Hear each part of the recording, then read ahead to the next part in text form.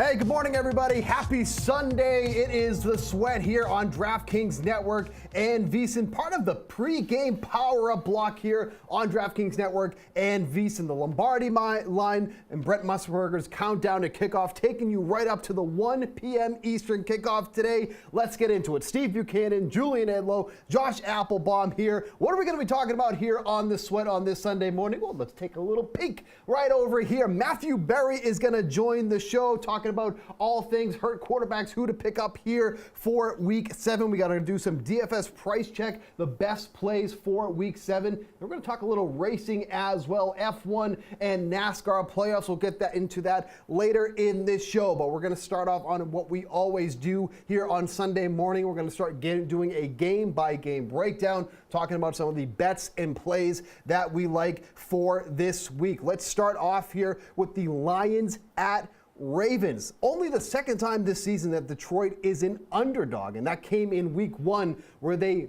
upset the Kansas City Chiefs, won that game 21-20. Josh, what are we looking at for in this game here? Yeah, Steve, I got 2 bets on this game, so let's start with the spread. I'm going to go Lions +3 in this one, guys. We saw an early move toward the Ravens. You know, some books opened Ravens -2.5, got up to 3, but it's pretty much stayed Ravens -3 all week. And what I'm noticing with the juice is that it's juiced up toward the Lions side. So the +3 Lions is -115, looking like it may get back down to 2.5 before kickoff here. It's a little bit of liability. I'm going to grab the key number now. Steve, couple reasons to like the Lions in this spot. Short road dogs getting 3 points or less. They're 12-5 ATS this year, 71%. Also, when I'm betting a dog, I want a dog who can score. Detroit has averaging 28 points a game, 4th most in the NFL. And it's all about Dan Campbell to me, guys. Campbell is one of the best coaches ATS, 5-1 ATS this season. He's 28-12 against the spread, 70%. And the Lions are 14-2 ATS their last 16 games. Also, will there be a London hangover for the Ravens? Lamar Jackson also only 11-17 ATS, Steve, as a home favorite of 3 or more, 37%. So give me the +3 and also take the under. I know you're not going to want to hear this, Steve, but it's a windy under system match. The total has fallen. Looking toward a low-scoring game in this one. Non-conference unders have been great this year, 69%. I'm actually with you on the +3, but it's certainly not because of a London hangover. And that's come very evidently clear because the Jaguars, by the way, no hangover for London. Get that crap out of here with that. But I do like that one there. Obviously, no David Montgomery for today, so they're going with Gibbs and looks like Craig Reynolds. So obviously that means Jared Goff's probably going to have to throw the ball more. He's actually been one of the most accurate quarterbacks in the league, 82.3% adjusted completion percentage.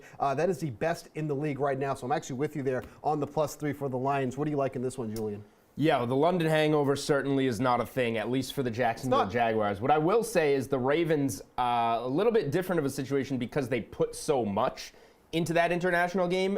The Jags do this every year. Now, it was a weird spot for the Jags playing 2 games there and then having the short week on their second game back. But Baltimore got smoked over there a handful of years back, and Harbaugh made a decision that he was going to put everything he had into kind of getting adjusted to that London game. Like, they had people going over there making sure the Wi-Fi in their hotel rooms was working correctly so there were no issues, like all out. So maybe they focused on that so much that they lost track a little bit of coming home to play the Lions, but I'm not going to be on a side in this one. Dan Campbell is an underdog, as Josh said, very good. Lamar Jackson is a home favorite, not very good. Mm-hmm. That said, I think the Ravens are ultimately the better team. I have to pass. I would lean under with Josh's play there in this game. Generally, when the Lions go outdoors, things get a little bit messier. And like I said, I think the Ravens might be a tiny bit distracted from the week before, so you factor in that and the weather, I would lean under. Kind of an odd game here, Bills at Patriots. Bills haven't looked like the dominant team I think that a lot of us expected for this season, where the Patriots just continue to look like a word that is not appropriate for this program at this point in time. Are we going to be backing the Bills in this spot at 7.5-point favorites, or is this a spot to grossly back the Patriots at 7.5, Julian? It's been a week to grossly back the Patriots every week, and they keep not covering. At some point, we have to admit that this team just doesn't have it.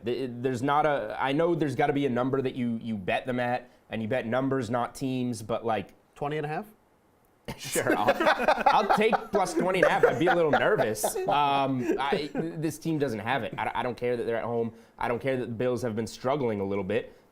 This is a get-right spot for the Bills. That's what it is. So it's Bills or pass for me. I can't believe this was at 9 and has come down to 7.5. So what that means to me is that it's now eligible to be a teaser leg, and it's a good week for teasers. Yep. I'm going to be using them in my best bet with somebody else. So Bills tease down to 1.5.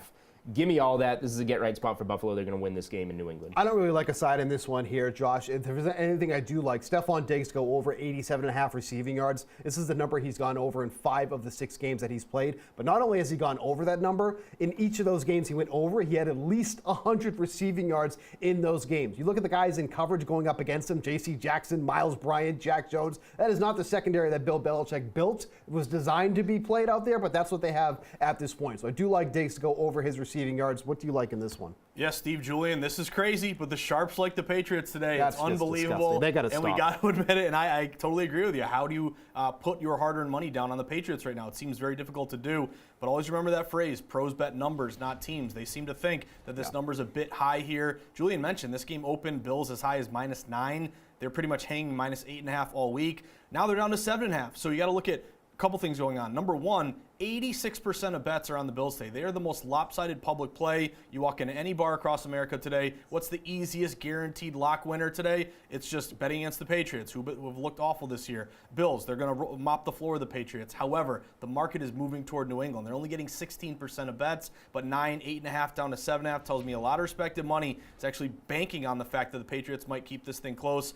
Now, if you were brave enough to bet it, I salute you. It does feel like it's a pretty good way to tease down the Bills at this point. Here's what's going to scare you, though, if you want to take the sharp money with the Patriots. To me, it's Pats or nothing. I just don't want to go up against a directly sharp move. But Mac Jones, he's 3-13 against the spread as a dog in his career. Last 2 seasons, he's 0-11 ATS. And even when he's looking good and, maybe you're covering the number, he takes a safety last week and crushes everyone with a Pats +3. So this is one of those test cases of you got to respect the sharps. You don't have to agree with it. You don't have to take it, but I'm definitely not fading it. To me, it's Patriots or nothing just because it's so gross, so disgusting, yet the line keeps going to New England. Battle of the backup QBs in Raiders at Bears in this one. Raiders are 2.5-point favorites as the road favorites in this one. Over-under really low here, 38 points. A lot of low over-unders, actually, if we're saying here, but we just talked about it before the show. That's what happens when unders are 20 games over 500 unders have been season. absolutely crushing so far this season. Maybe this is an opportunity to take some of the overs on these totals because they're getting so low here. But is there anything that you like in this game at all, Josh? So I'm going to begrudgingly take the Raiders on the money line. Seen a little bit of movement in their favor. They opened like -1, 1.5 on the road. Now they're up to -2.5.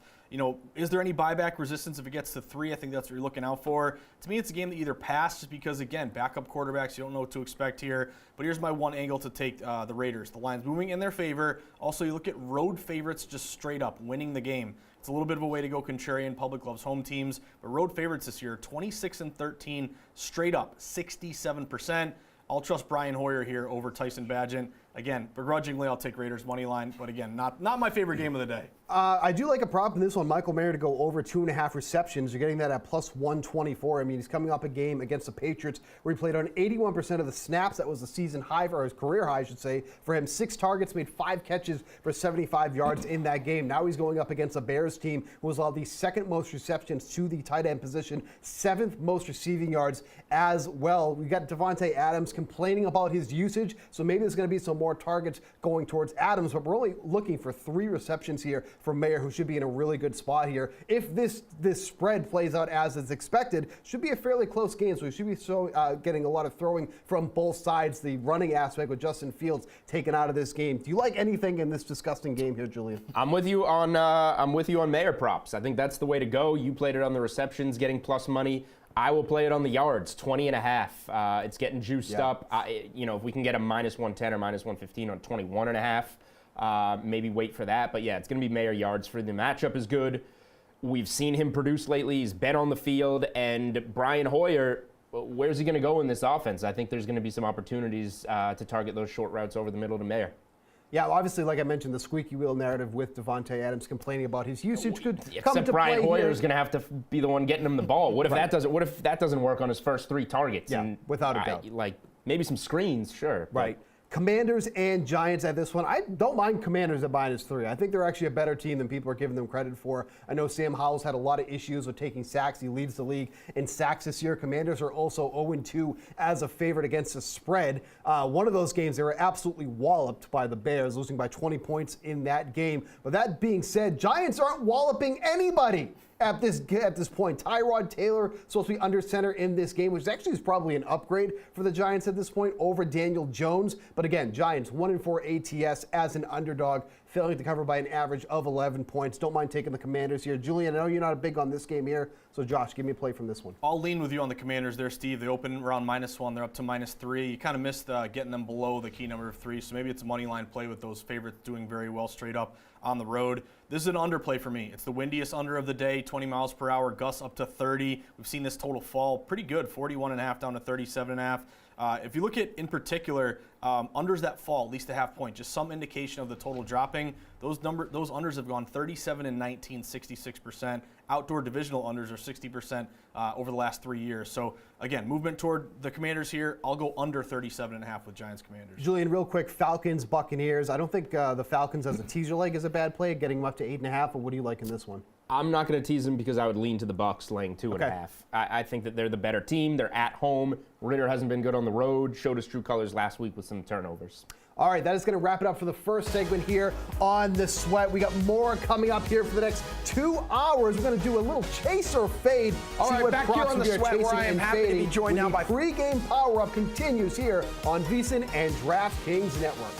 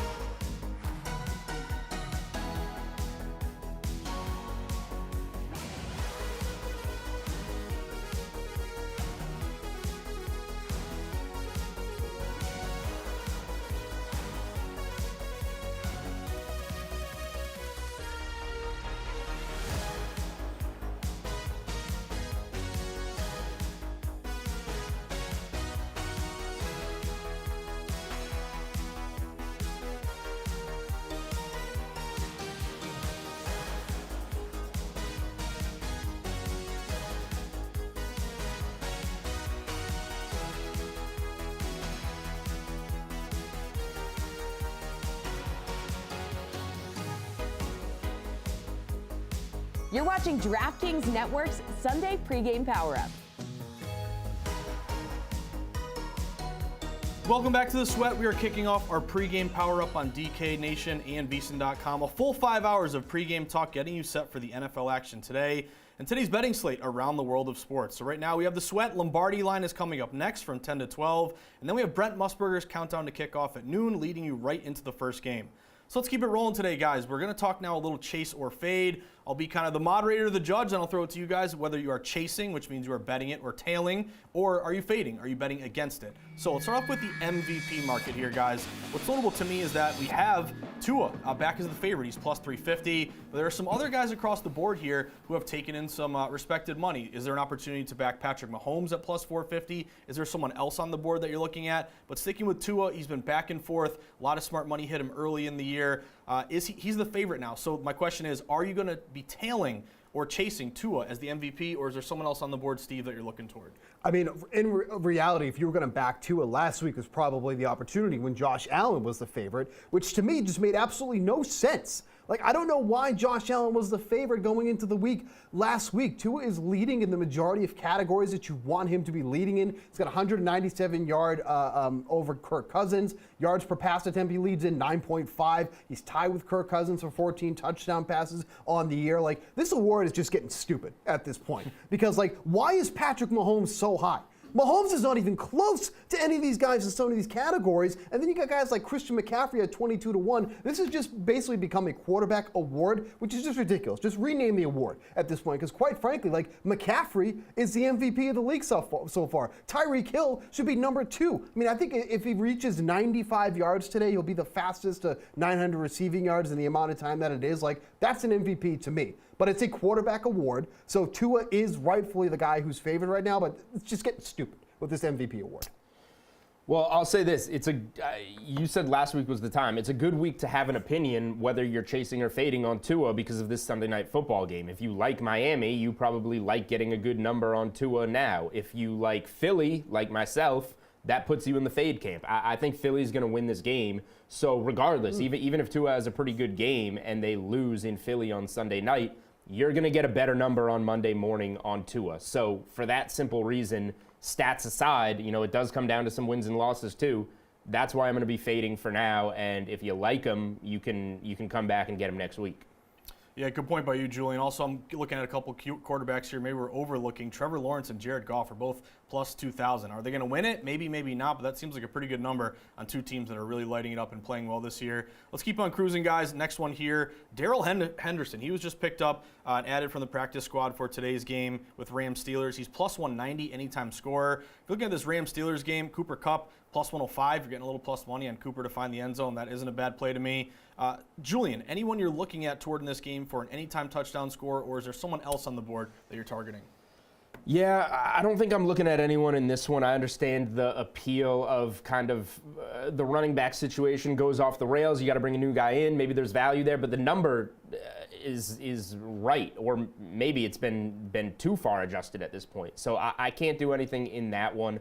I mentioned I like the Eagles on Sunday Night Football.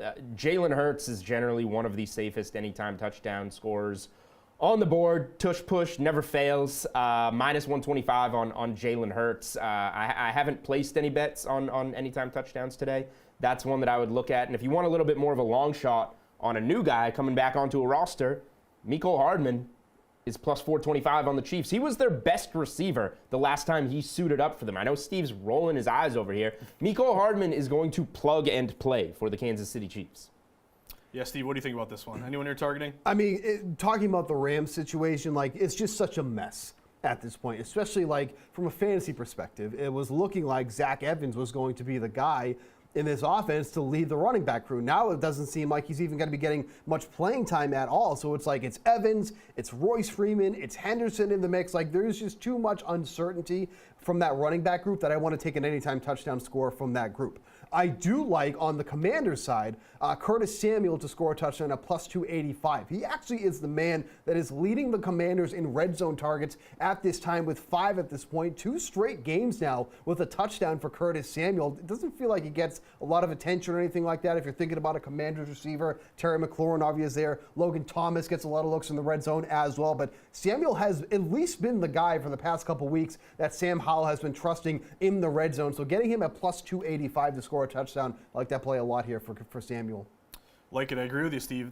Keep on cruising here. Next one we're looking at in chase or fade, Patriots team total. Now There the we go. Patriots, this is a brutal one, guys. As we mentioned, for whatever reason, Sharps do like New England here to keep it close. We saw that line fall 9, 8.5.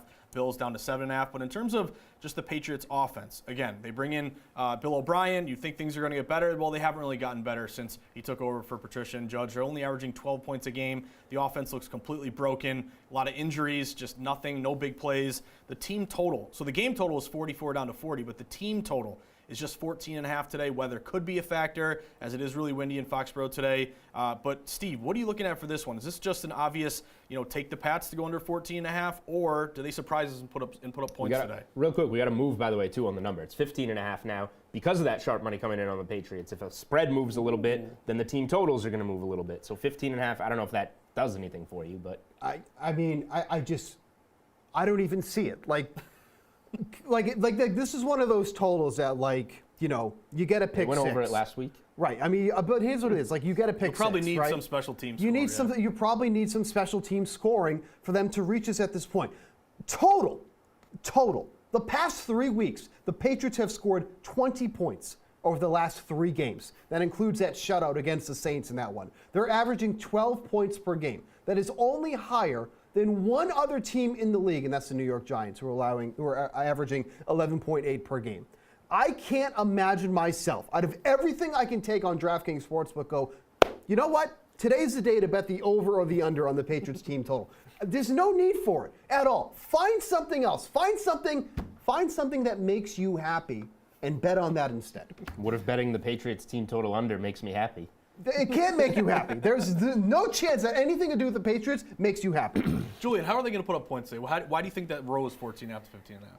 What's the thought process? Only because of the sharp move on the Pats and the number coming down. If you're going to have a game total remain the same, but a dog is going to go from 9 to 7.5, then, well, they're scoring a few more points or another point in this scenario. It's under a pass for me. This team doesn't score. Buffalo has the pass rush to really disturb the Patriots today. Yeah. And this could get ugly, which is why I just can't buy into these moves on the Patriots, this sharp money coming in on the Patriots. It's under a pass. This isn't going to go well in Foxborough. Legitimate question. I don't mean to hijack the segment. Do either of you guys have a feel for why this is happening? Or why they are backing the Patriots? Because I literally do not have an idea. I would really just say don't get it. Ultimate buy low play. The Patriots look terrible. But this has happened so many times already. Yeah, That's what I don't understand. Like, Well, how you're many both right. times can Respect you do for this? Belichick, the familiarity, Respect for divisional Belichick. game. Belichick, awful. Hey, I agree with you. Yeah. But let's put our thought process in the head of the Sharps. Why do they like it? Just seems That's to what be- I'm trying to figure out. Maybe they have it as a 7-point game and they just see value in the number. That's what I would say. Yeah. Okay. Yeah, it's probably not going to be a 7-point game in my opinion. Yeah. Well, let's keep going here, guys. When it comes to props, obviously, a lot of the betting public will focus on quarterbacks. Got a lot of numbers here on the board for QBs. I was looking at the game of the highest total this week. Should be great tonight. Dolphins and Philadelphia Eagles, total of 51.5. Currently a short favorite there with the Eagles -3. Jalen Hurts and Tua. Hurts is 262.5 passing yards. Tua's 278.5. Steve, what do you think about this one? Are we going to see some offense in this game? What do you like in terms of quarterbacks, or are there other QBs you're targeting across today's slate? I think this is such a great spot for the Packers and Jordan Love, and I'll talk about the Packers later in the show here, but Jordan Love's passing yards is at 230.5 at this point. He's already gone over this number in 3 of the 5 games that he's played. Broncos defensively, this has been the story for the Broncos. We keep talking about what's wrong with the Broncos. It really has been the offense. It's been the defense. They've given up the second most passing yards in the league at this point. Opposing quarterbacks are averaging 285 passing yards per game. They have no pass rush to speak of either. And now Jordan Love has almost all of his weapons at his disposal at this point. I think this is also a big game for Luke Musgrave. We'll talk about him later in the show. But give me Jordan Love over 230.5. I just feel like that is really, really low for this matchup. I like this spot for the Packers as well. I like the matchup. But anytime somebody plays Denver, I like the matchup. At this point, I'm going to go to Deshaun Watson, under 1.5 passing touchdowns. He's only done this once this season. Now you're coming back from that rotator cuff injury. You're going on the road in what I expect to be a low-scoring game, a game that I bet the under in. So then I like Deshaun Watson's touchdown passes under. I think that he can't be right, given what we've seen in terms of this weird comeback and not being ready out of the bye and all the rust from the time we've seen him in Houston. I just don't think he's a very good quarterback right now, and you put the injury on top of it, and there's not much to like. Yeah, real quick, guys, only about 30 seconds left in this segment. Any running backs you're targeting? I noticed Ezekiel Elliott, 27.5 rushing yards, is over -125. He's looked pretty good last few weeks. Julian, any running backs today? I'll maybe fade Jonathan Taylor. I noticed he's gone up to 48.5 yards. Yeah.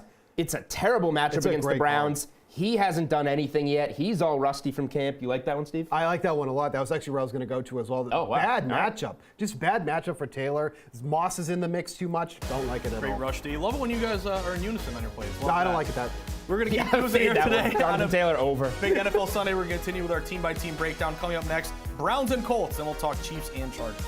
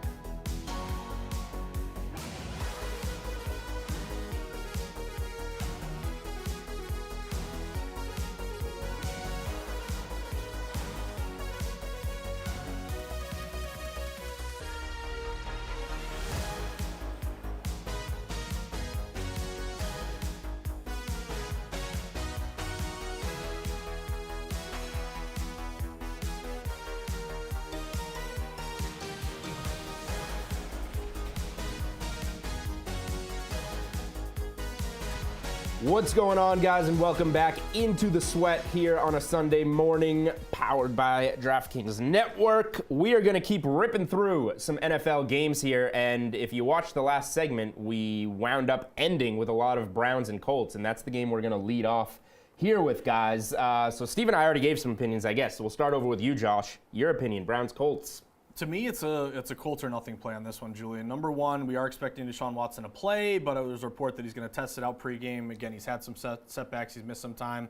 Expecting him to go. If he can't, obviously be a PJ Walker. But even if he's in with Watson playing, market's really respecting Indy in this one, guys. You know, the game opened around -3. It got up to 3.5 with Cleveland, but a lot of these 3.5s are juiced up toward the Colts, plus 3.5, -115, -120. Like, it may get back down to 3. So I'll grab the hook here. It's a big public play on Cleveland. They're getting almost 80% of bets. And again, this is kind of a, Cleveland upset San Francisco, looks good doing it. There's a lot of respect and a lot of, what have you done for me lately? Hey, Cleveland played great against the Niners. Lay them easily with a short spread here in this game. But again, liability here with the hook. And I like what you mentioned, Julian, maybe an under play here, 42.5 down to around 41. Looks like some under money, and I'll go with the 3.5 with the Colts. Yeah, I understand the play on the Colts coming off of the Browns last week, ruining a lot of teasers, parlays, whatever it may be.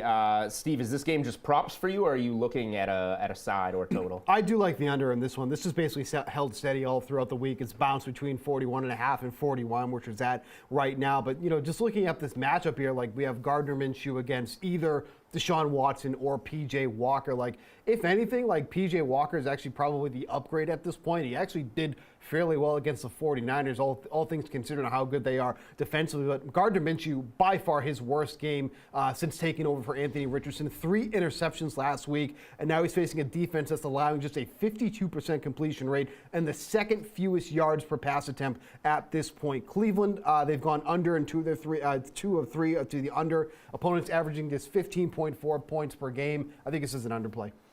Yep. All right. We're all on the same page here. I like a few things in this game, and they're all unders. I've actually played the under on the game total, so I'm with you guys there. And then the 2 props that we talked about, I would lean under on Deshaun Watson, 1.5 passing touchdowns, and under on Jonathan Taylor, 48.5 rushing yards. Haven't fired on either of those, though. Let's move along to a big game in the AFC West. We've seen the Chargers have some success at Arrowhead. This is kind of a maybe a trendy dog, but they're a team that we just saw on Monday Night Football, and that offense with Justin Herbert did not look very good, Josh. Thoughts here on Chiefs-Chargers, which is holding at 5.5. I think it did go to 5 at one point. We're back to 5.5. Yeah, you're exactly right, Julian. I'll take the points with the Chargers in this spot. You mentioned the familiarity and the success that they have seen here, the Chargers have against Kansas City. Justin Herbert, in his career, 5-1 against the spread. Since the Chiefs, for whatever reason, these Chargers-Chiefs games tend to be very close. We've seen the Chargers even go into Arrowhead and win a couple of these situations. And what's the betting market doing? The line is moving toward the Chargers. This game opened, most shops, it was like -6 Chiefs, down to 5.5. You mentioned, Julian, even touched 5 at some point. About 45% of bets are on the Chargers. I would love it if they were more contrarian, like if 80% of bets were on the Chiefs, but it tells me that there is some respect here for the Chargers. And again, do you tease them up to 11.5? I know it's not a conventional teaser, but you can go through 7, you go through 10, lose by 10 or less. Teaser leg or Chargers, I got to take the points with the Chargers. Steve, what do you got, Chargers-Chiefs? Yeah, I do like the Chiefs with the Chargers here with the points. I mean, KC as a home team since the beginning of last year, 5-7-1 against the spread, where the Chargers as a road team, 8-4 against the spread since the beginning of last year. The thing with the Chargers too is that they're 2-3 against the spread, but they're failing to cover by an average of 1.3 points. They're always in these close type of games here, and that's where the Chiefs have been struggling to cover. Like, they cover these big monstrous spreads where they're 9-point favorites, 10-point favorites. All these close games where they're like under a touchdown favorite is where the Chiefs really kind of struggle to cover at this point. Chargers offense, for as bad as they did look last week, they're still averaging 26 points per game. It's not like the Chiefs are this world-renowned defense or anything at this point, but Chargers are relatively healthy. Obviously, Mike Williams is out here, but you got Austin Eckler, you got Keenan Allen, you got all your primary weapons. I like the Chargers plus 5.5. Yeah, I'm going to lay off on this one because something is kind of telling me that this isn't the Chargers' year, and I kind of want to take the Chiefs, but I am not going to lay this many points with Kansas City at home in a divisional game. Can't do it, so we're going to keep moving. Josh, I know you got something on this Steelers-Rams game that we've already touched on a little bit. It's a pass for both me and Steve, but what do you got on this one? This is a Mike Tomlin as a dog alert here. Yeah, Mike Tomlin has been great in this spot, getting points. He's 3-1 ATS this season. He's 54-28 ATS, 66% in his career. Now, I'm not going to call Pittsburgh sharp because the line is moving a little bit toward the Rams. A lot of these books were Rams -2.5, -3. You are seeing some shops now up to 3.5. But to me, if you can get the hook on Tomlin, it's a worthwhile bet. Again, not a sharp play, but a value play. Also, they're really contrarian. You're only getting around 25% of bets on the Steelers. Public's all over the Rams. Maybe the Steelers keep this thing close. Again, you're worried about their offense. They haven't looked great this year, but I'll bank on that Tomlin trend as a dog. Give me the 3.5 in the hook with the Steelers. All right, a game that I think we will have more opinions on here is the Packers and the Broncos. Packers, last time we saw them, did not look very good, but playing the Broncos has been a get-right spot this season, Steve. I don't get how this is essentially a pick-em at this point. Like, I don't even think these two teams are close. Like, I get the Packers have looked pretty bad recently after a I mean, that's start. fair, but I think it's a couple of things. Their offensive line has been Swiss cheese, but you're not going to get a lot of pressure from Denver in this game. The Packers, this is also probably the healthiest they've been since the season started. They're getting Aaron Jones back this week, pushing A.J. Dillon back to that RB2 role because he has not done well as an RB1 in this offense here, but you got Christian Watson who should be healthy for this game. He's got his complement of weapons in this one. Like, this is probably the first time this season you're going to see the Packers offense as it has always been intended to look, because we've always been missing at least one key player, it feels like, since the season began. Going up against this Denver defense, who, like I mentioned earlier, is allowing the second most passing yards to opposing quarterbacks. I think this is really going to be the breakout game for the Packers in this one. Love the numbers for Luke Musgrave in this one. It's a tight end position has been a really sore spot for the Broncos as well. I love everything to do with the Packers. I'll take them, to win outright, over there on their team total, over on the lot of props. I just think this is going to be the coming out party for Green Bay. Yeah, Packers -120 on that money line on the road, Josh. Yeah, so there's two games today that the lines make no sense to me, in which case I kind of want to embrace them. One would be the Patriots game we mentioned, 9, 8.5 down to 7.5. And then this one right here makes no sense. Denver's been terrible. They're 1-5. Green Bay, again, they've had their moments. They're coming off a bye. They're rested. Yet why is this only Green Bay -1? Just something doesn't add up here. Don't do it. I'm actually going to take Denver, guys. You are disgusting. Give me the points in this one. You are a disgusting human. I got to. It just makes again. It seems too low. It makes no sense. I think maybe the angle here is, Jordan Love. Is there a situation? Remember game the guys with the Packers and the Raiders. He turned the ball over a ton. He really hurt his team. I think that's the angle here. Obviously, you're in a mile-high advantage. It's always difficult to go on the rarefied air and the altitude. But to me, it just makes no sense why this line is so short. Public's all over Green Bay here, yet it's remaining at 1. There were 1.5s even that got down to 1. So something's up with Denver. If you find a 1.5 and you want to tease it up, maybe they lose but keep it close. But I got to respect this line move in this fishy situation. I'm going to take the Broncos at home, guys. Gross. Probably the closest side that I would be to firing on that I haven't bet this week would be Packers -120 money line. I agree more with Steve here. I think it's a get-right spot for Jordan Love and this offense, and we'll see what the Broncos can do offensively. Last game we haven't talked about in this window, Cardinals at Seahawks. This one's up to 9 on DraftKings Sportsbook. This is a lot of people's survivor play this week. This is one of the only times you can maybe feel confident about using Seattle, although it is a divisional game. Cardinals have looked good at times. But the numbers really moving here, guys. Steve, anything for you on Seattle and Arizona? Yeah, I don't want to really take a side in this one here. You could tease down the Seahawks to 3, I guess, if you really wanted to. But you got to get through. Right. It's got to be 8.5 to 2. Yeah. I'm sorry. I thought it was my bad. It went up to 9. It was 8.5. That's what. Sorry. I think probably when we started the show. I didn't catch that one there, but I do like the over 44.5. I think that the Cardinals' offense has been fairly competent, even without James Conner in the mix. I feel like that's something that has been fairly surprising this year. Josh Dobbs has been a more than competent quarterback when he's been under center for the Cardinals here than the Seahawks. They got DK Metcalf, they got Tyler Lockett. Huge matchup here for Kenneth Walker, by the way. Great rushing prop if you want to take the over on his rushing props or to score an anytime touchdown. I like that one there, but I think we're going to get a decent amount of points in this game. The Seahawks defense actually I feel like should be better than it has been, especially in their secondary, but they haven't been as dominant as it was last year, especially Tariq Woolen at this point. So give me the over 44.5 points. Go ahead, Josh. Well, I was just going to mention, I think it's a great opportunity, Steve, you mentioned, to tease down Seattle. There has been a move towards Seattle. They're like -6.5 opener, up to 8, 8.5, even touched 9 at one point. Now, if you flip it the other way, Arizona does have a few things that you like. Divisional dog, inflated line, bit of a contrarian play, but it's not hugely lopsided towards Seattle. Seattle's only getting at DraftKings right now 53% of bets. So 50-50 bet split. A line shouldn't move really theoretically that much, yet we've seen a full point and a half in favor of Seattle. I like Seattle, guys. Tease them down. I'd pair that with Miami. We get 2.5 up to 8.5 against Philly.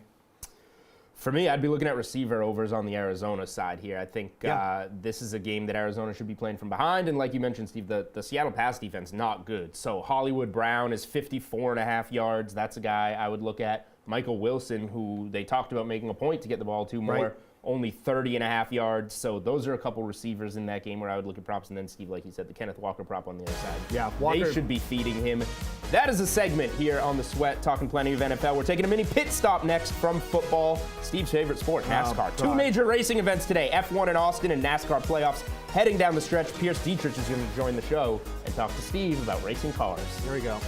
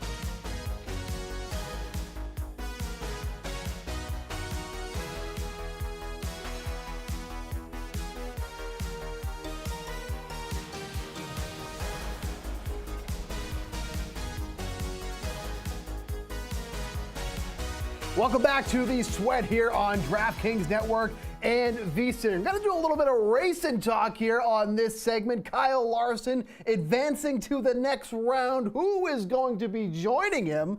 We're going to find out this weekend, and to help us with that, we're bringing in our resident racing expert, DraftKings contributor, Pierce Dietrich. Look at that handsome face over there. Pierce, we should be talking about AEW wrestling, but I guess we're going to talk about racing instead. Is that true? Yeah, good morning, Steve. I would love to talk wrestling, but I guess we'll settle for racing. All right, we'll talk about some of the best plays for NASCAR playoffs at Homestead and the U.S. Grand Prix in Austin. We are coming down to the home stretch here in NASCAR. This is the second to last race for the final 8 guys in contention to make that final 4. Right now, we got Bell, Reddick, Blaney, and Buescher on the outside looking in. Are you looking for a little extra motivation for these drivers this week in Daily Fantasy? Maybe not motivation, definitely a sense of urgency and some aggression. If those guys have to wait till next week to try to advance to the championship, it's going to be a tall order. The top 4 drivers are very good at Martinsville. They'll have the points cushion. So with Reddick and Buescher, you're probably going to see them try to push all the chips in today and try to win here and qualify, because the odds are not going to be good next week. All right, so we mentioned here at the top of the segment, Kyle Larson is through to the next round. He's always near the top of the DFS pricing week in and week out. Tops again this week, $11,500 for him. On the flip side, though, are you fading Larson because might already be focused on Phoenix at this point? I'm sure that the engineers and the crew are focused on setting up the car for Phoenix, but this is a unique track. It's Homestead. It's Larson's favorite track. And you're running 180 miles per hour, inches away from the wall. You can't really be thinking about Phoenix too much. So, yeah, there could be a little bit of a degree of car not being as good as it could be for this race, but this is such a skill race that I don't think it's going to matter much. I think you got to pretty much lock into Larson today. Okay, so Larson obviously up there in pricing, but what is your favorite DFS play for this week at Homestead? Yeah, it's going to be Larson. You just got to stick to it. I know that people are going to be worried, oh, is he focused on Phoenix? Yeah, he is thinking about Phoenix, but he's a professional driver that runs at different racetracks 5-6 times a week. So if anyone can, reset their brain every other day, it's going to be Larson. As I mentioned before, this really is his best racetrack. Last year, he scored 50 fast lap points, 50 laps led points, just an absolutely dominant performance. And even if we think that his car is not going to be great because they're working on the Phoenix car, we witnessed him dominate early in his career when he had inferior equipment at Homestead. So there's no reason to fade Larson. It's just a little too cute. Okay, so we can always kind of figure out the guys that we want to pay up for, but what's crucial to making these lineups is getting some of those value plays in there. Help save your money so you can get some of these more expensive guys into your lineup. So what value plays do you like for this week? I'll go pretty aggressive with this value play and stick with my early week pick of Austin Dillon. The number 3 car has not been very good since Dale Earnhardt exited the car, and it's not been very good this year. But the one place where Austin Dillon does excel is at Homestead. Over the last 8 Homestead races, he's averaging a top 10 finish. He's going to start inside the top 10, so most people are probably going to fade him and see that, he doesn't have place differential upside. They think he's going to fall back. So you're going to get really low ownership with a value driver that can finish up front. He might be key to winning the GPP today.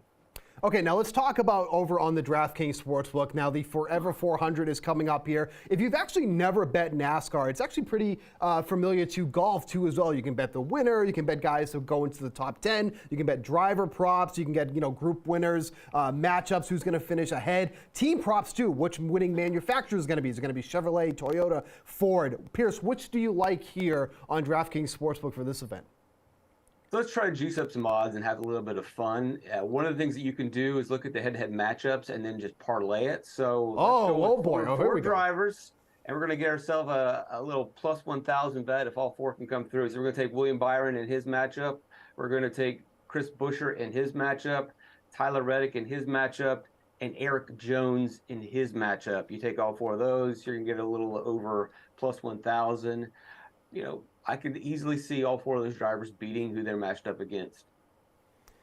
Now, that's an interesting way to do that, Pierce. I didn't even know that you could do that. So you're informing not only our listeners, but you're informing all of us here as well, that you can parlay those crazy matchups together for your racing here. All right, heading to Miami to Austin for the F1 U.S. Grand Prix. We finally had Carlos Sainz break Verstappen and Red Bull's winning streak last month in Singapore. But Verstappen has won the last 2 races. Another Verstappen win this week, minus 330 on DraftKings Sportsbook. I don't really know much about racing, but minus 330 feels quite expensive for me to be taking. Yeah, it is kind of expensive.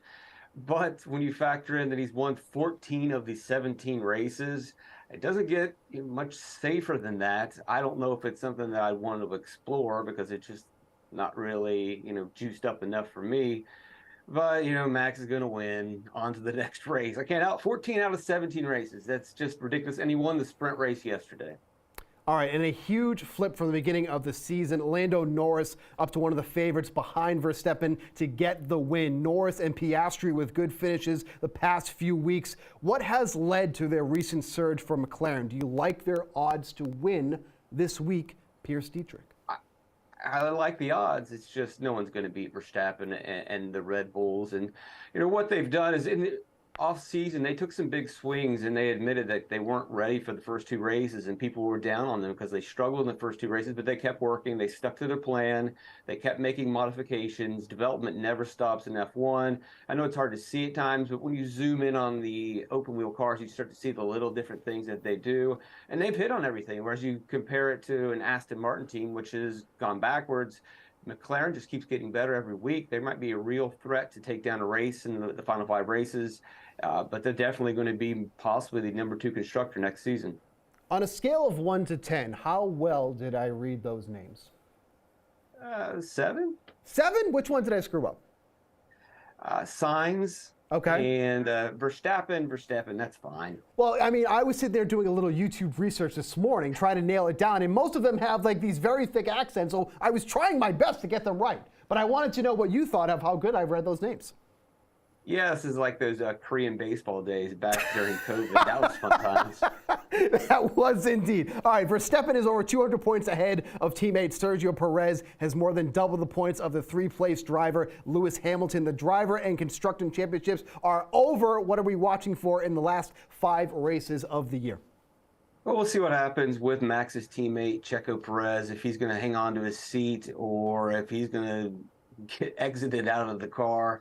The battle for the number 2 team, I know the points are pretty much settled, but McLaren could really make a statement as the number 2 team, or it could end up being Ferrari and Mercedes again. And then I also like the battle points-wise between Alpine teammates Pierre Gasly and Esteban Ocon.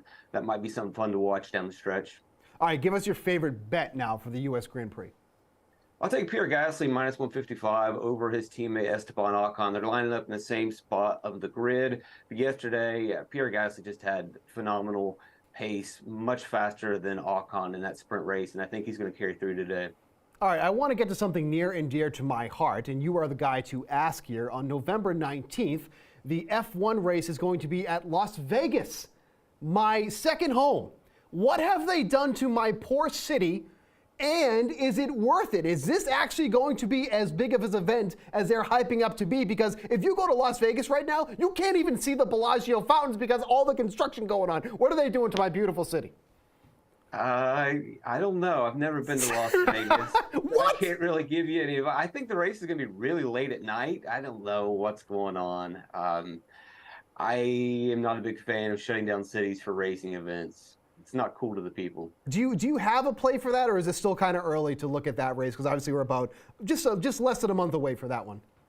I think you could probably take Checo Perez or look at some of the street circuit racers that tend to do pretty well. Carlos Sainz might have a chance. It might be one of the few weekends where Verstappen is beatable. All right, so you are a multi-sport guy. While we have you here, we got about a minute and a half left in this segment here. Do you like anything in the NFL today? Any bets that are kind of going out to you for this week? I personally like the Packers a lot. They're basically a pick 'em here against the Broncos. Don't understand that there. Josh over here talking about he wants the Broncos, that idiot. I'm going to take the Packers, but anything that you like here in particular for Week 7? Well, my bet's going to be for tomorrow night, Monday Night Football. You can also check out my weekly DK Network article where I go over Monday Night Football bets and Sunday Night Football DFS plays. But what I like tomorrow night with the 49ers is the race to 25. We know that the 49ers have a phenomenal defense. And so they're pretty much going to shut down the opponent. It just comes down to, I just don't see the Vikings hitting 25 points. So will the 49ers get to 25 points? And from all the reports that I've seen, it seems like they're going to be healthy. The line is going to be healthy. McCaffrey's going to play. Debo's going to play. Even if the skill position weapons aren't there and they're limited to just Kittle and Ayuk, I still think that's plenty of enough firepower. You put Purdy in a dome outside from bad weather. So he should be fine this week and bounce back from last week's debacle. All right, appreciate it, Pierce Dietrich. We're going to get back to football right after this break here on The Sweat.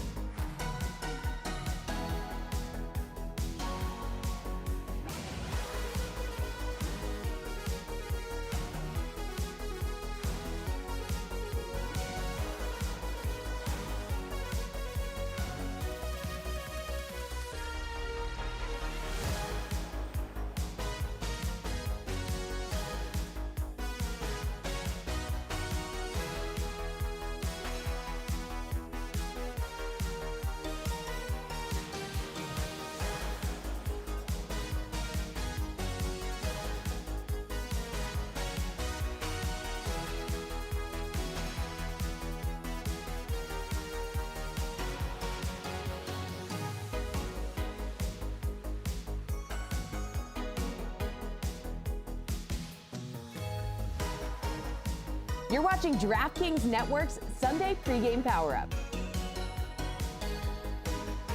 Welcome back to The Sweat. I'm Josh Applebaum. We are 1 hour into our pregame power-up on DraftKings and VSiN. Another 4 hours of pregame coverage here on a big Sunday, getting you set for all the NFL action. We got Lombardi Line coming up next on VSiN from 10 to noon. After that, we have Brent Musburger's countdown to kickoff following. But we aren't done yet. In just a minute, we're going to have Steve and Julian talk their DFS plays for today. Emerson Lazio will also talk to fantasy expert Matthew Berry, and we'll dive into some primetime games as well. But before that, let's look at some betting splits. One of my favorite pages on VSiN.com coming directly from DraftKings, looking at the data. Let's take away our bias, our thoughts, our opinions. What's the actual market showing? What are the numbers showing for today? So when I look at the bet splits, the first thing I look at, where is the public? Again, my whole philosophy in sports betting is a contrarian bettor. I want to go against what the masses are doing. So your top contrarian play of the day, we're going to go to the bets percentage column on the spread. The New England Patriots. Yes, it's disgusting. The Pats have looked terrible, and the public agrees, and it's hard to argue with them. But the Buffalo Bills are getting 84% of bets today. Seems like an obvious bet. 9 out of 10 bets almost are taking Buffalo. If you wanted to bet against the public, if you wanted to place yourself on the side of the house, the angle here would be actually to hold your nose and take the Patriots, only getting 16% of bets. The other angle that I like here in terms of line movement, this game actually opened, as we mentioned before, Patriots getting 9, 8.5. It's down to 7.5. Why is the line going to New England if they're only getting 16% of bets? Also, some other contrarian opportunities mentioned earlier, but the Indianapolis Colts are only getting 23% of bets. We've seen that number fall or move 3.5 down to 3 at some shops.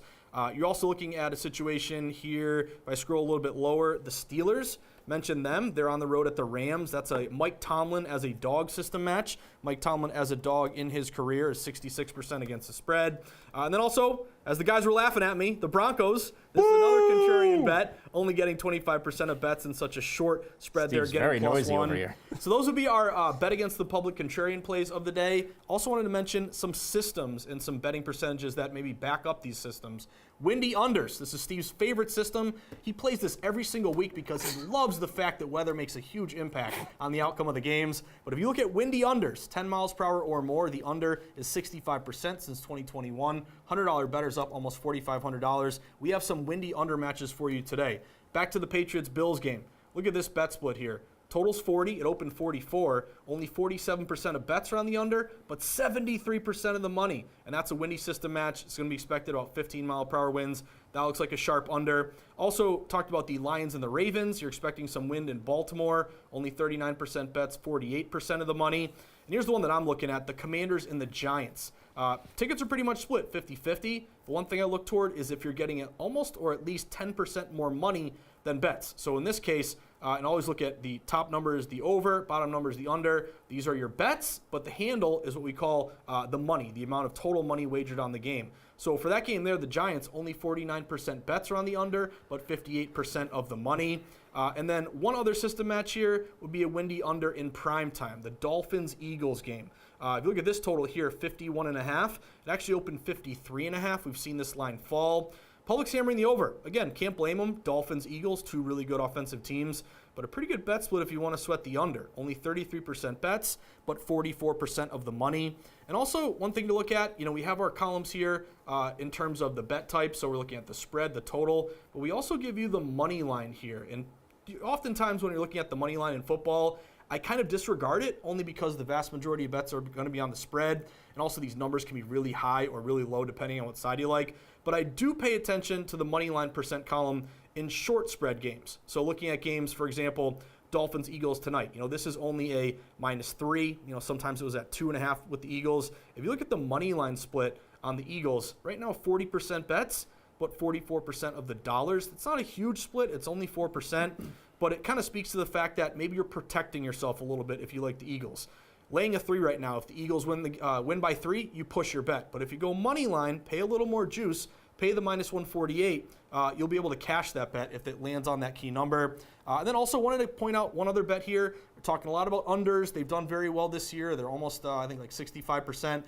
But there is a play that's getting hammered to the over, kind of surprisingly. If you go to the game here, Steelers and Rams. Rams are favored by 3. You could get the hook 3.5 with the Steelers. But look over here in terms of the total. Very, very interesting. The public's on the under, 71%. but yet the total rose. It was 42 to 44, only 29% bets over, but 61% of the money. That looks like a sharp over, Steelers and Rams. But bet splits, we're done talking about them. Now let's get into some DFS. Julian and Steve, take it away with your DFS plays. All right, Josh, appreciate you talking about those insights, except the windy unders. You can just throw that stuff out the window. Unders have been hitting regardless of wind or no wind. Let's talk about some NFL price check. Sure. Making your daily fantasy lineup here for this afternoon. We're going to start off here with the quarterback position. You're going for Patrick Mahomes against the Chargers, which, by the way, I think this is the lowest total between these two teams with Justin Herbert at quarterback. Yeah, I mean, that would make sense just because of the trends that we were talking about. Yep. But yeah, I'm going to spend up. I'm going to take the most expensive quarterback on the board. If I'm going value, I'll admit I do like Steve's play. But if you're paying up, I will go with Mahomes at home. He's going against a Chargers team that has allowed the most DraftKings fantasy points to the quarterback position. And, you know, Mahomes has been pedestrian, I guess, by his standards so far this season. No more than 25.7 DraftKings points in a game. He's had 25 twice. But he hasn't had a terrible game either, as low as 19. So I think we're getting a safe floor here with the potential maybe for this to be one of those breakout games. We know these ones tend to be, we've seen some barn burners between the Chargers and Chiefs. So I like that. Kelsey's getting a little healthy. Mecole Hardman is back in the mix, which I know you don't care about. I think that's a great add by Kansas City, getting some familiarity there and a guy that Mahomes trusts. I'm going to go a little bit much lower here, going with Yes. Jordan Love. I think his ceiling is just immense in this game against the Broncos here. 5,800 going up against Denver. Talked about this earlier in the show. Broncos have given up the second most passing yards to opposing quarterbacks. They're averaging 285 through the air against the Broncos at this point. They have one of the worst pass rushes in the league. That's going to give Jordan Love plenty of time to throw to his receivers, who are all healthy for this game. And that's been the most important part for me, is he's getting his full complement of weapons in this game against a very beatable defense here. Love this spot for Luke Musgrave as well. I know you're going to talk about that in just a second here, but I think Jordan Love is in a fantastic spot here against the Denver Broncos. Let's talk about the running back position. There's one that you like. There's one that I like. We're both on the same page here. I love Kenneth Walker here going up against the Arizona Cardinals. I mean, he's already averaging over 18 DraftKings fantasy points per game, but he probably has one of the safest floors amongst all the running backs on this daily fantasy slate here. Going against an Arizona run defense that's allowing an average of 23 DraftKings fantasy points per game, 112 rushing, and 31 yards through the air. Walker has seen no less than 17 touches in every game that he's played for the Seahawks so far this favored. They're 8.5 point, well now 9 point favorites against the Cardinals at this point. Good game script for Walker. Who do you like at the running back position? Yeah, and he's, just as I was glancing at DraftKings Sportsbook, Kenneth Walker is over minus 200 to score a touchdown. Wow. So that translates pretty well to your fantasy value right there. I'm going to spend again at running back. I'm going 7,400 for Josh Jacobs of the Raiders in Chicago. I will admit, Chicago has cleaned up its rush defense in terms of yards per game a little bit. They were one of the worst in the NFL last year, one of the worst early this season. They've only allowed 57.3 rushing yards per game over the last 3.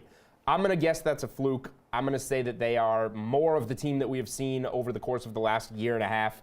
Josh Jacobs is as safe as it gets with workload. He has 20-plus touches in 4 straight. He has 25-plus touches in 2 straight, 27 last week. He's going to get his touches here, specifically with Brian Hoyer playing quarterback, and I think the Chicago defense is going to revert a little bit to what we've seen in years past. So Josh Jacobs, $7,400 in Chicago, feels like a very safe play for at least 20 touches. And with Patrick Mahomes, you're going to pair him with...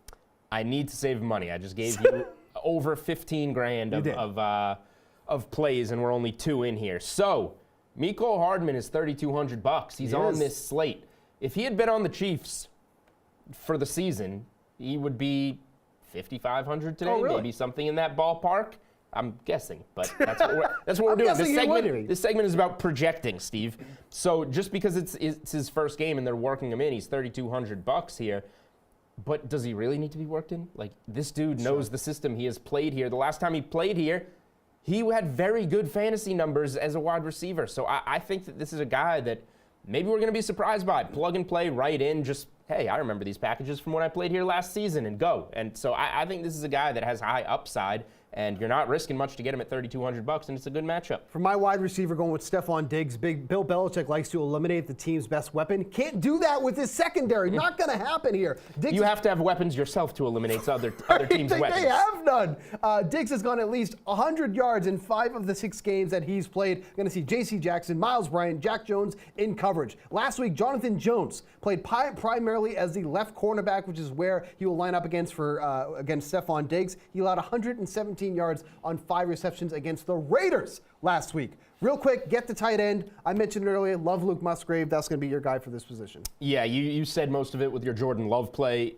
Stack him with Luke Musgrave, save some money, $3,300. Denver has allowed the most DraftKings fantasy points to the tight end position this season. Seems like an easy one. 6 grabs for over 30 yards last week. Yeah, I like Michael Mayer going up against the Bears here, coming off a game against the Patriots where he played on 81% of the snaps, saw 6 targets, 5 catches for 75 yards. Now faces a Bears team that's allowed the 2nd most receptions to the tight end position, 7th most yards to that position as well. Obviously, you have to watch closely with how much Devontae Adams is going to be targeted in this game. But again, close spread here, 2.5 points. I think both teams will be throwing. Very quickly, who is your DST for this week? I like to target cheap teams at home. So Ravens are $2,500. People are afraid of them because the Lions are everyone's favorite team. But the Ravens haven't allowed more than 16 points in 4 games this week. They're at home. They have double-digit DraftKings fantasy points 3 times. I think they can put up some numbers here. Contrarian here. I'm going to go with the Commanders. The Giants are supposed to be one of the most popular DSTs. It's not like the Giants' offensive line has gotten better. They're just as bad. Tyrod Taylor took 3 sacks last week. Washington can get to the quarterback. That's been one of the biggest issues for Daniel Jones. So I still like Washington. That is not going to be high ownership on that. Speaking of someone we like, Matthew Berry is going to join the show next. He talked with Emerson Latia over in Studio B. Gave me some waiver wire options up next here on The Sweat.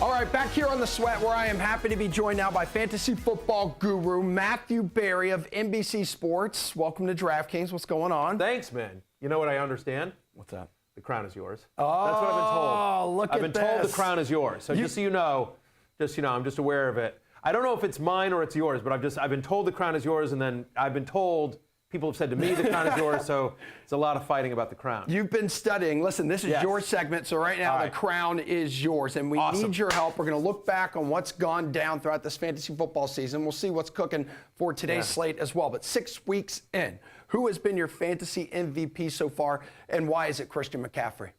You know what? McCaffrey's been awesome. Like, he's been all world, and we're hoping for good news with the oblique, right, in terms of we don't really have an update as of the taping of this segment. I will say that I don't know that he's my fantasy MVP, and here's why. Okay. Chris McCaffrey was a top 3 pick in almost every draft. For sure. The world. So he has done what a first-round draft should do, which is a draft pick has done. He is crushed. I always think that that fantasy MVP is not just about production, but also about value, right? So for me, I think it's guys like Devon Achane or Puka Nacua who were basically free at the end of drafts, or in most cases picked up off the waiver wire. I think there's some other guys as well that's in the mix.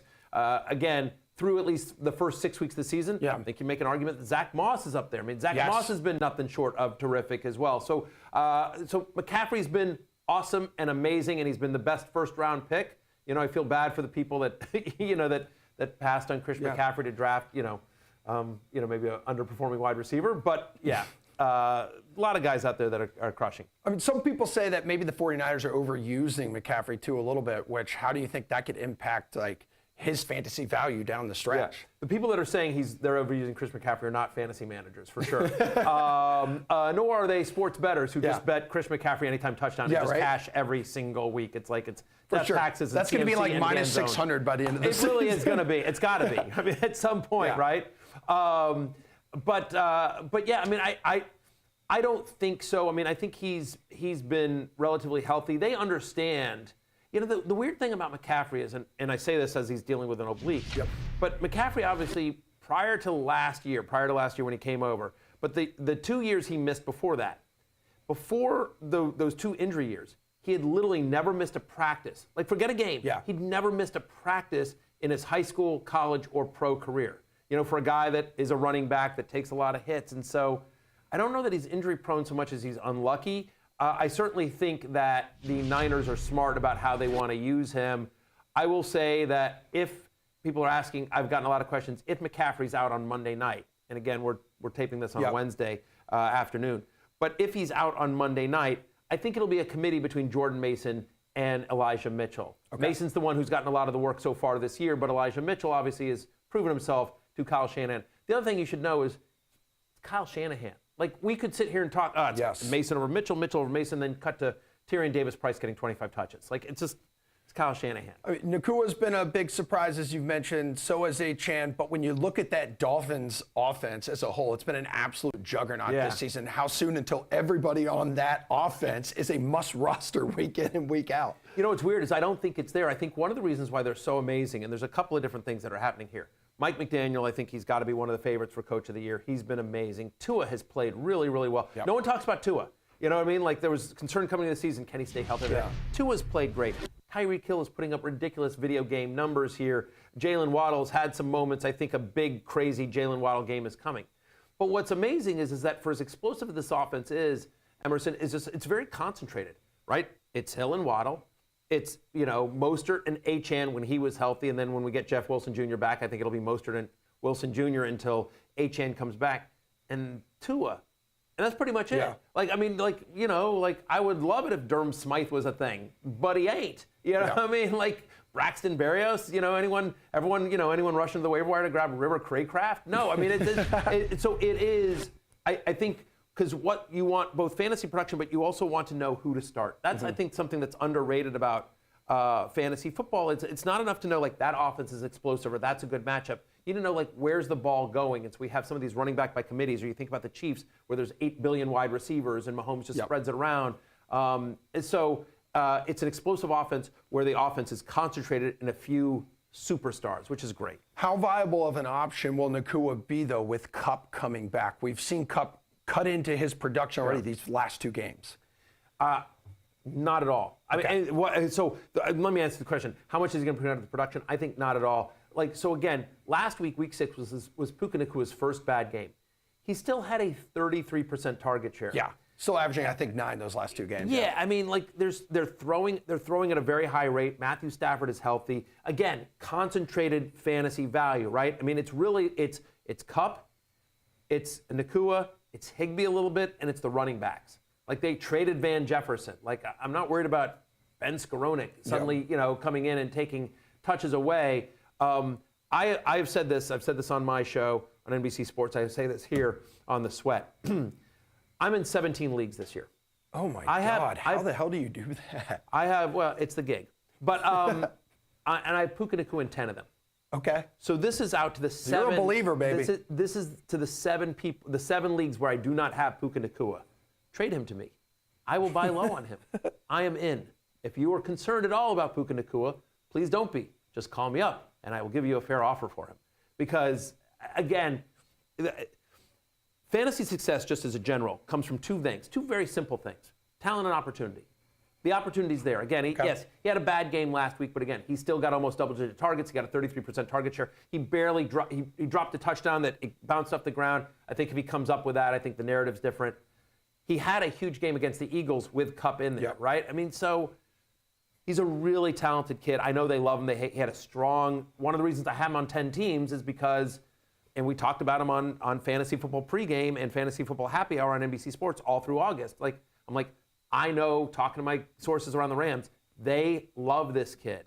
And I didn't expect this. I didn't expect top 10 fantasy wide receiver, but I was just like, this is somebody that I know will be used more often than not. Grab him at the end of your draft, stash him on your bench, because at some point this season he's going to be a thing. And then turned out week 1, that's when he was a thing. Okay, you talk about how important it is to have opportunity. What about for quarterbacks this week? We have 6 teams on bye.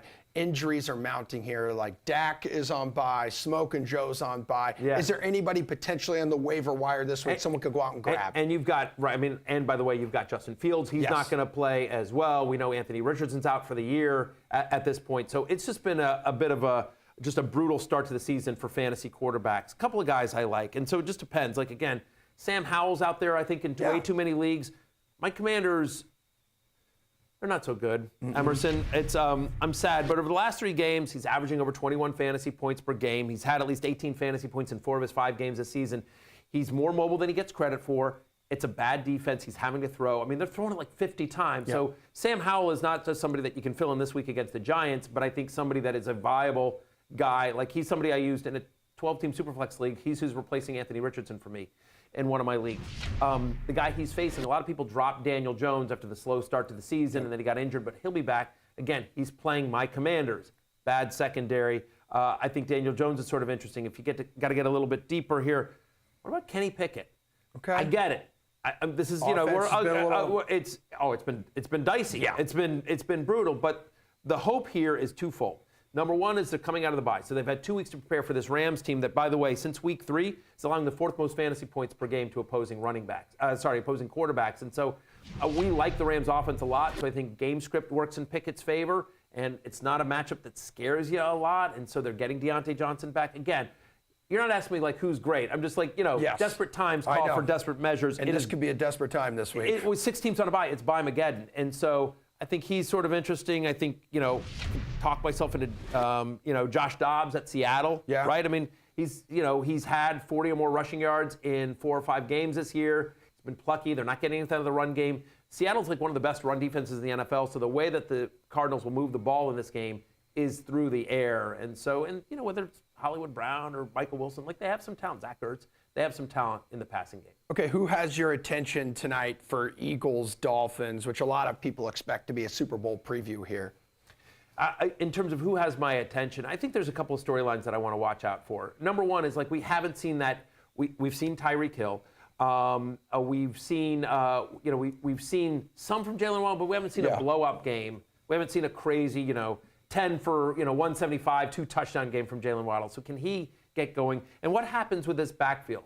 Again, we're taping this on a Wednesday, so I'm just caveating that in case I sound stupid with news that comes out later. But as of this taping, the expectation is that Jeff Wilson Jr. will make his debut on Sunday night. So what does this backfield look like? Because Mostert's been so good, but they've used multiple guys. And so is it a true split like we saw last year with those two guys? Is he clearly Wilson second fiddle to Mostert? What's the Dolphins' run game here? Other side of the ball, Devontae Smith got the 11 targets last week, had the bad drop. It's just, we talk about sort of fantasy disappointments. That's somebody that was kind of thought of like, well, A.J. Brown's 1A and Devontae Smith is 1B. And there's been a wide gap between those two guys this year on the Eagles offense. So I want to see Devontae Smith start to get better. It was nice that he got the 11 targets last week, but now we got to see the production on the field. Well, Matthew Berry, thanks so much, man, for hanging out with us here at DraftKings and making your debut on The Sweat. We really appreciate it. And The Sweat will be back after this break.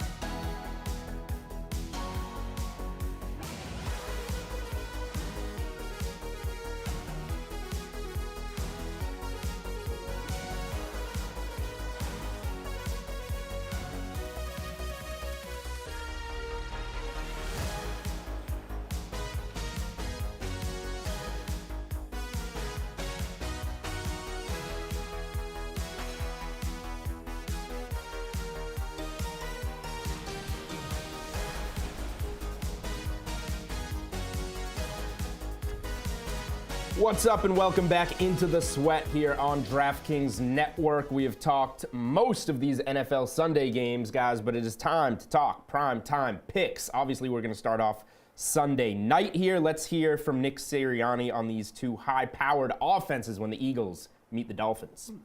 Oh, it's going to be a good matchup. But it's 1 and 2, but they're 1 and 2 offenses, right? Yeah. Yards. Yeah. I think they do a phenomenal job with motion and different things of what they do with hiding things, getting guys free. That's what, that Mike's done, and that's the system he's been in. And again, I think what I really have a lot of respect for Mike is that, he's running a lot of different things than systems that he's been in the past, right? Because he's adapted to who his players are.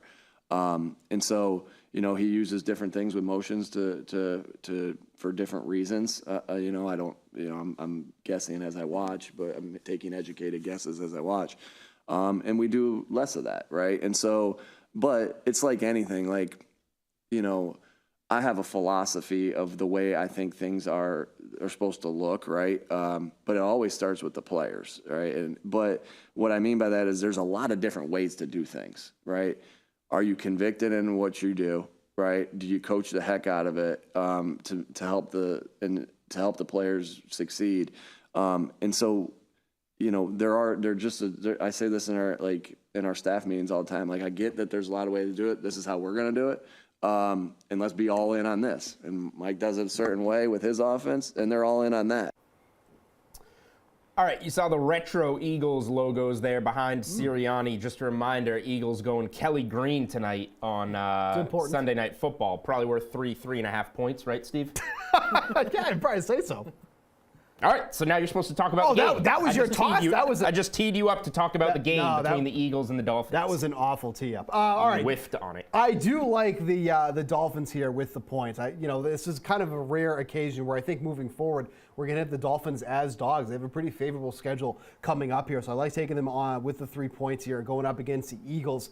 They're 1-1 as an underdog against the spread overall, but they're covering by an average of 6.5 points. Philly has yet to cover as a home team so far this season, 1-1 on the spread in this point here. So I just like taking Miami here. Again, this is going to be a really high-powered offensive game. I feel like both teams are going to be going up and down the field in this one here, but even with this high total here, I think they're going to keep this relatively close. I'll take the Dolphins in this one. Josh, I am now teeing you up to talk Eagles-Dolphins. Thank you. You made it very easy for me on that one. Yep, so that was pretty clear. I don't Crystal. screw this one up. But possible Super Bowl preview, just if you're wondering, futures right now. Niners are plus 400. They're the favorite. Chiefs plus 500. But then the Eagles and the Dolphins right there at plus 800 and plus 900. Looking at this game, guys, I'll attack it in a couple different ways. I think number one, as more I look at these bet splits, I think the Eagles are kind of a fade the trendy dog a little bit. They're only getting 45% bets, 60% money. I think if you're going to back the Eagles, though, I'm not going to lay the 3. I'm going to go money line in this spot. You're going to pay a little bit more of a price here, but if they end up winning by 3, which is the most common margin of victory, you want to cash that bet. To Steve's point, though, if you like Dolphins in the 3, I'm not going to blame you either. You look at these short road dogs getting 3 points or less. They're 12-5 ATS this year, and Tua has been one of the better dog quarterbacks, 11-6 ATS overall. So making cases for both sides, I'm going to go the other way. I'm going to go with the total. This is a total that jumped out to me. I think the narrative here is we're going to see a ton of points, which may end up happening, but the market is dropping the total. It opened 53.5. You're down to 52, 51.5. And a lot of reasons like this under. If you look at these non-conference unders this year, they're 67%. These high totals, 49 or more, the under is 7-2. It's 30-13, 70% since 2022. And again, you have a pretty good bet split, only 30% bets, almost 50% of the money. So I'll go under in this spot, under 52. Eagles money line for me. Put it out in my best bets article, which you can find on DraftKings Network. Played it at 130 earlier in the week. At this stage, you're either going money line, which I think is minus 148 last I looked on DraftKings Sportsbook, which is the best number that I've seen at the moment, or you want to get it at 2.5. Like Josh said, we're not laying 3 here in what should be a pretty good game between two good teams, but kind of reminds me of the Buffalo spot for Miami when they went to Buffalo, 2.5-point dogs, and things really went awry in that one. I think the pass rush for Philly is going to get a lot on Tua in this one. And speaking of some players, let's talk some player props. well, not necessarily player props, a prop bet. It could be anything, Steve, that you like in this game. Yeah, I do like Dallas Goedert to go over his receiving yards, 41.5. Miami's given up a healthy amount of receiving yards to the tight end position, average of 52 per game at this point. Goddard's been lining up in the slot a lot. 53% of his snaps have been coming out of the slot for the Eagles at this one. I almost said Phillies. I got baseball on the mind. One thing that does concern me, they did. You guys win liked the Diamondbacks. Yeah, that was unfortunate. We don't need to bring that up. All right, football. One thing that is very concerning for me, though, is that Julio Jones is already up with this team for the Eagles. I don't imagine he's going to have a big role in this offense here, but it is a little concerning that he is going to be active in this game. They're probably going to give him some very basic plays. Obviously, he's had no time to learn the playbook or anything like that, but it's just another mouth to potentially feed here for Jalen Hurts and this Eagles offense. So obviously, the other guys are fine. Maybe this eats into Goddard a little bit here, but Julio Jones does worry me a little bit. Nonetheless, give me over 41.5 from Dallas Goedert. Prop bet, Miami, Philly. What do you like, Josh? I got two of them here, Julian. DeAndre Swift, over 62.5 rushing yards. It's juiced up minus 125. And this reminds me a lot of when we did last week's show, guys. We were talking about James Cook for the Buffalo Bills, where he went one game. I think he rushed for like 4 yards, but his prop the next week was like 52, 57.5. It was in the mid-50s. He ended up rushing for 71. So kind of the same thing here with Swift. You know, last week against the Jets, really good rushing defense. He went 10 totes there for only 18 yards, and now this one is 62.5, but it's juiced up over. Kind of smell a rat on this one. I think you have a big game out of Swift. And then also Dolphins are giving up 115 rushing yards per game. That's in the bottom third in the NFL. The other one is kind of just obvious. It's kind of chalky, but A.J. Brown, over 80.5. Can he get you 81 receiving yards? It's juiced up minus 125. He's gone 100 receiving yards or more in 4 straight games. Again, hard not to like him to go 81 or more tonight. I'll just go with something correlated with my Philly money line play, and that's Jalen Hurts, anytime touchdown scorer, the favorite on the board. But he deserves to be. He gets there often, and I think this is a matchup that he can do so yet again. We're going to move it to Monday Night Football. Niners off that loss. They're going to Minnesota. We got primetime Kirk. Let's hear from TJ Hawkinson and Kirk Cousins on Monday Night Football. You know, you get an opportunity like this on Monday Night Football. I mean, it's a lot of fun, you know, and to really play a team like the 49ers who, you know, have showed that they're one of the top teams in this league, you know, just to be able to go out there, compete with them and you know, pull one out would be amazing. You know, I mean, that's our plan every week is to win games. And so to have that and to go 2 in a row and then just keep rolling from there. Because listen, I mean, everyone outside of this building, there's a lot of disbelief, but in here there's none of that. You know, we all believe we have what we can do in this locker room, and we believe that there's guys in here that you know, we can go win with. So. Kirk, do you enjoy playing on Monday night more than your classic noon Sunday game? It's a little extra juice knowing it's on the national stage. Yeah, I think there'll be great energy at US Bank on Monday night. I think that you know, every game has energy, but certain ones tend to, you feel it more in warm-ups, you feel it more early. I thought the Chiefs game had a lot of energy, and I think the Monday night game against the Niners will be no different. All right, Niners laying 6.5 on the road here. Total set at 44, Josh. Minnesota is 0-3 straight up and against the spread at home, and it's primetime Kirk time. We know how that generally goes. Where are you going here? Yeah, so I think the angle, obviously, of fading Kirk Cousins primetime, totally get it. You have the win-loss record behind you to back it up. I think it's going to be a very popular tease-down play here. If you take the 49ers, now 6.5 down to just laying a half point. But I actually jumped on a little bit earlier this week, and you may be able to shop around and find it. But give me the Vikings +7. This one just kind of screams to me like, you know, Vikings lose the game but find a way to keep it close. We know, of course, last year, like every break went their way in terms of all these one-score games, going like 11-0. This year, regressions hit them hard. They're not winning any of these games, but they're keeping it relatively close. So you can still find a 7. That will be my play. Public's all over San Francisco. They're getting 81% of bets. This is one of the most lopsided plays of the week in prime time, only getting 19% with the Vikings. And the fact that it's dropping. Again, this was 7, even 7.5 at some shops, down to 6.5. So I'll take the points here with Kirk Cousins. Primetime dogs are 57% against the spread since 2020. So you can lose Cousins primetime, but just lose by 6 or less. I'll just say that San Francisco is going to be a teaser leg for me, Josh, like you mentioned, and I'm going to save that for our No Sweats Bet segment. Steve, Thoughts on the game? Yeah, I'm just taking San Francisco with the points here. I mean, even without their top weapons in Christian McCaffrey and Deebo Samuel, I just don't know how the Vikings are going to overcome this Niners defense overall. I mean, this defense is allowing the lowest yards per attempt to opposing quarterbacks at just over 5. They're not going to be able to run the ball against the 49ers either. I don't know how they're going to score here, so give me the 49ers minus 6.5.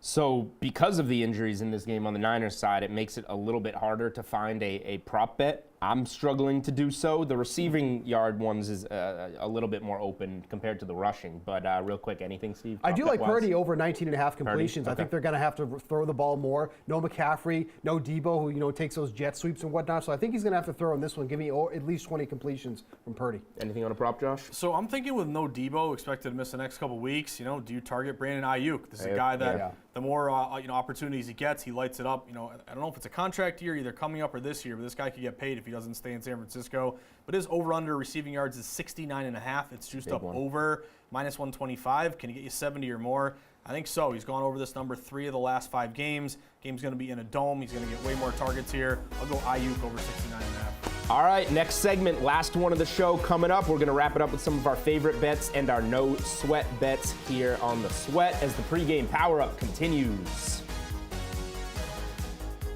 You're watching DraftKings Network's Sunday Pregame Power Up.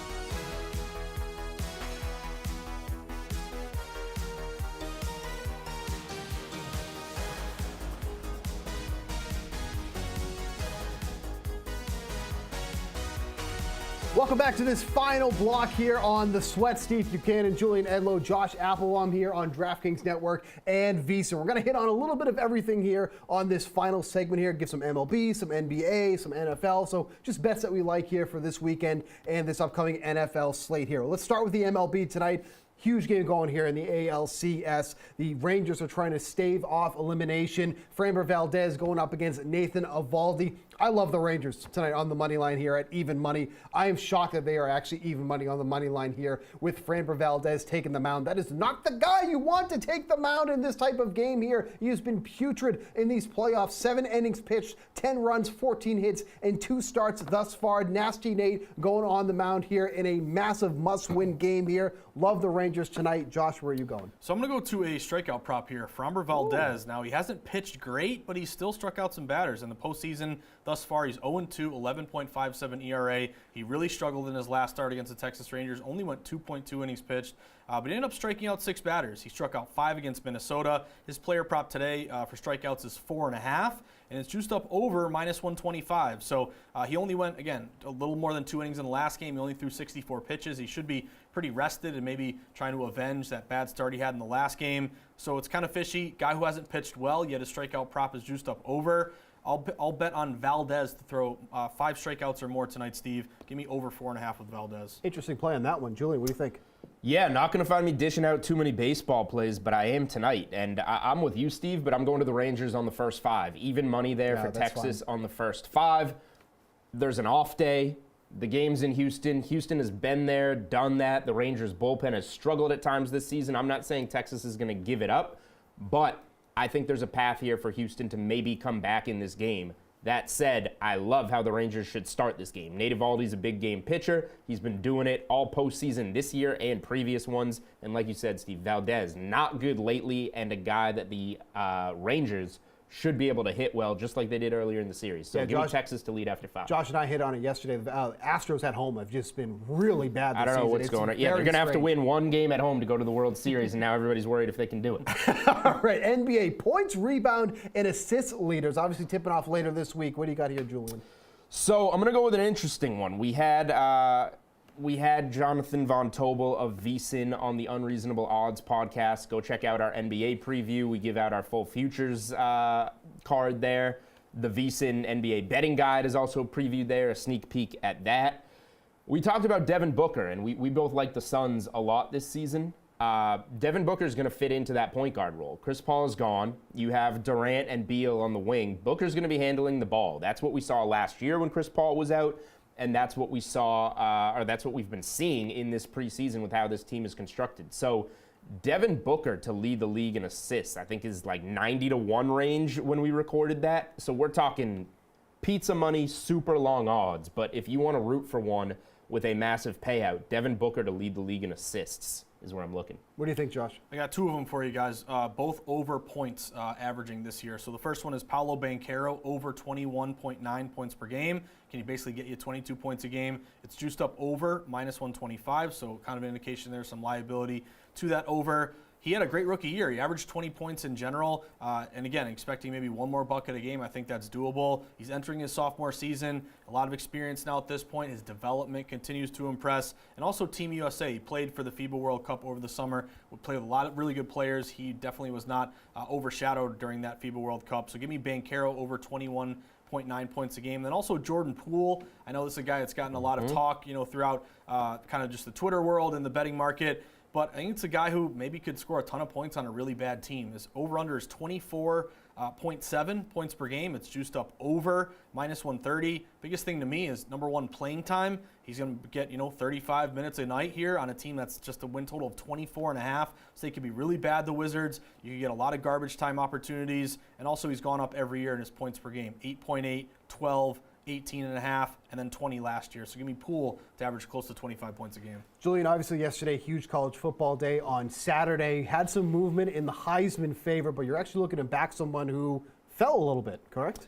Yeah, if I'm betting it at this point, I'll go back to Michael Penix Jr., who we talked about last week, and you're laying -120, -140 on him. I haven't placed this one yet, but I think that this is the opportunity to buy low after we kind of saw where the market was at. We had a huge shift. Like, look at those numbers. I don't know how it's different every week, Julian. It's different every week. It's going to keep being different. So that means there's value. But you see Jaden Daniels there at 6-1 at LSU. Like, he wasn't even in the conversation last week, and now he's third. I think Travis at 8-1 is a better bet there for a still undefeated FSU team. But the movement here is crazy. Michigan might go undefeated. I still don't think J.J. McCarthy at plus 180 is the play. He's averaging like 220 passing yards per game.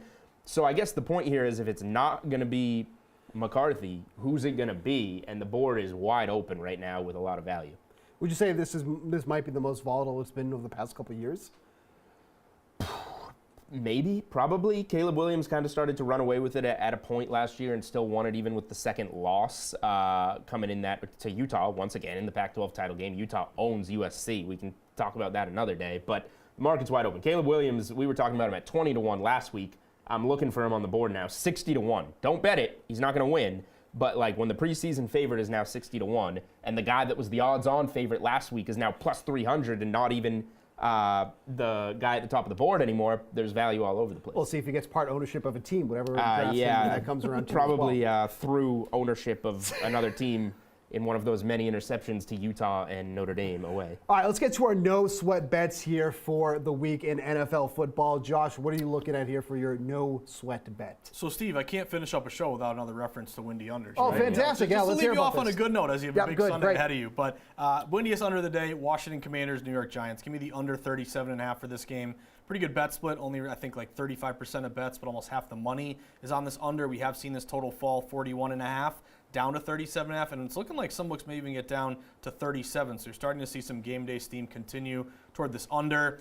Sam Howell's going to get the start as we expected. Tyrod Taylor, it's official, he's going to go here for the G-men. And what did Taylor do? Last week against the Bills, it was a tight game. He even had an opportunity to score and even win the game late. But this is a guy with Tyrod Taylor who doesn't take a lot of chances. He also doesn't turn the ball over that much. So this Giants team is the lowest scoring team in the NFL. It's a divisional under. If you've seen these outdoor divisional unders, especially when the wind is blowing, it's I think 68, 69% over the last few years. And then just unders that fall at least a half point. They've been great this year as well. So I'll go under. Can you give me like a 17-14 game, something like that? What if I told you this game might go under because neither quarterback can get the ball out because of the pass rushes? What would you say to that? I would say, Steve, the beauty of windy unders is that if they stop with the windy unders, that's not the point. Well, what about the Colts game? That one's falling. There's no weather what to at all in that game. Two bad quarterbacks. So there you go. Julian, give us some sense here, please.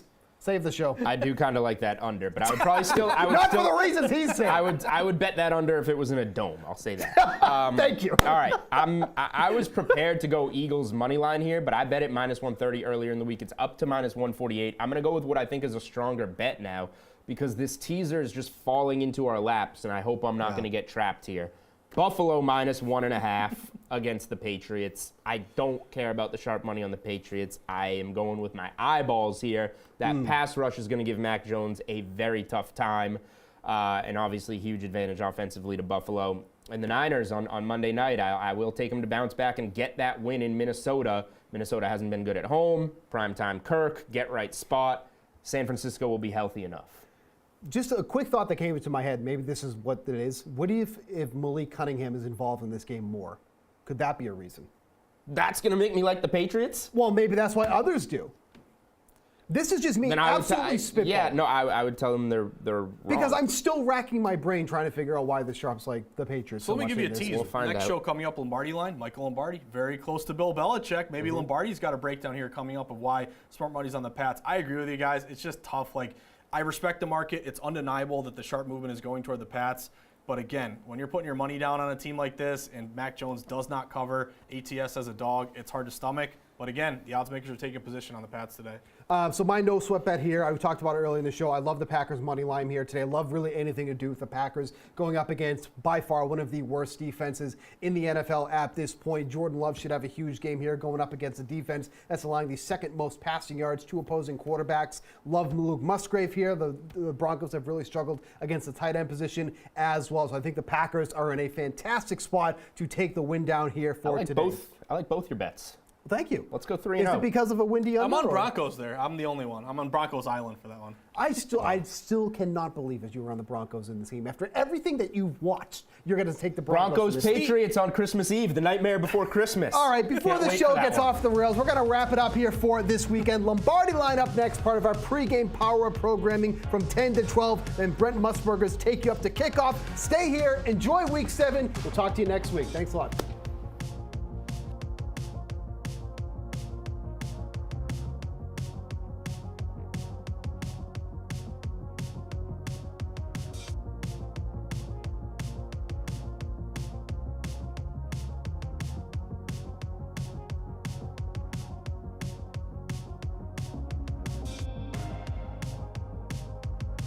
Stay tuned for more DraftKings Network Sunday pregame power-up.